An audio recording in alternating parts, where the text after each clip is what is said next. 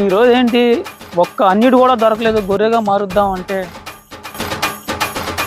నడిపించు నానావా నడి సంద్రమున దేవా. స్వాతంత్ర దినోత్సవ శుభాకాంక్షలు పాస్టర్ గారు. జై శ్రీరామ్.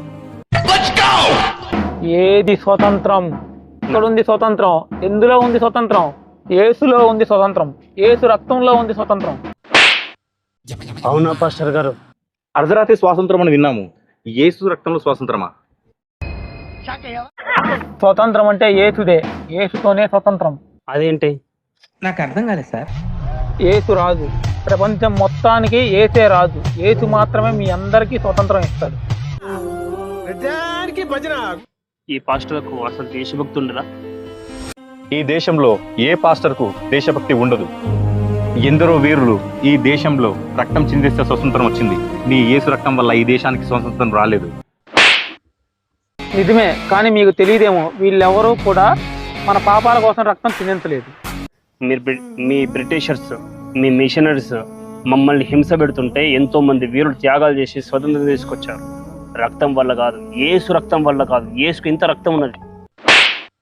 యేసు మన పాపాల నుండి మనల్ని కాపాడడం కోసం, స్వతంత్రం తీసుకురావడం కోసం స్వయంగా బలయ్యాడు. స్వయంగా తను బలి అయితే ఏలి ఏలి లామా సబాక్తాని అని చెప్పేసి యేసు ఎందుకని ఉంటాడు? అసలు యేసు తను స్వయంగా చనిపోవాలని చెప్పేసి అనుకోలేదు. పారిపోయాడు, చాలాసార్లు పారిపోయాడు. నిజంగా వీరుడైతే, యేసు నిజంగా మన కోసం చనిపోయిన వాడైతే ఏం చేయాలంటే, భగత్ సింగ్, రాజ్గురు, సుఖ్దేవ్ మురికంబలను ముద్దు పెట్టుకున్నట్లు ముద్దు పెట్టుకోవాలి శిలువని, అట్లా పెట్టుకోలేదు కదా. అసలు యేసు పారిపోయాడు. ఎక్కడి నుంచి చూసినా యేసు తను స్వయంగా పిరికివాడు, పారిపోయాడు. యేసు మన కోసం ఎలాంటి చావు చావడానికి ఇష్టపడలేదు. అంటే మీ ఇద్దరు ఈ బైబిల్ మొత్తం చదివేశారా? మీరందరూ ఇలాగా మాలాగా బైబిల్ మొత్తం చదివేస్తే మేము ఎట్లా బ్రతకాలి?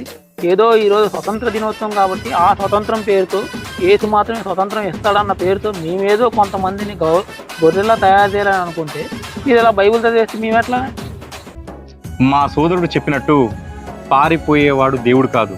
నిజంగానే ఒక నేతాజీ సుభాష్ చంద్రబోస్, ఒక భగత్ సింగ్ లాంటి వాళ్ళ రక్తం చిందిస్తేనే ఈ దేశానికి స్వాతంత్రం వచ్చింది. ఇకనైనా మీ బైబిల్ బూటకపు నాటకాలు ఈ దేశంలో చెల్లవు. ప్రతి ఒక్కరు బైబిల్ తెలుసుకుంటున్నారు, అదేవిధంగా భగవద్గీత కూడా తెలుసుకుంటున్నారు. దాని ద్వారానే చాలా మంది తిరిగి స్వధర్మంలోకి వస్తున్నారు. ఇప్పుడైనా కానీ మీరు ఎంతమందిని గొర్రెలుగా మార్చాలనుకున్నా ఈ దేశంలో మీలాంటి వాళ్ళ ఆటలు చెల్లబోవు. చాలు, యేసు నామంలో నన్ను వదిలేయండి అయ్య బాబు. మీరు నన్ను వదలకపోతే నేనే యేసుని వదిలేస్తా. ఎన్నెన్నో అనుకుంటాం, అన్ని జరుగుతాయి ఏమిటి? ఈ రాత్రి పాస్టర్కు తిక్క కుదిరింది.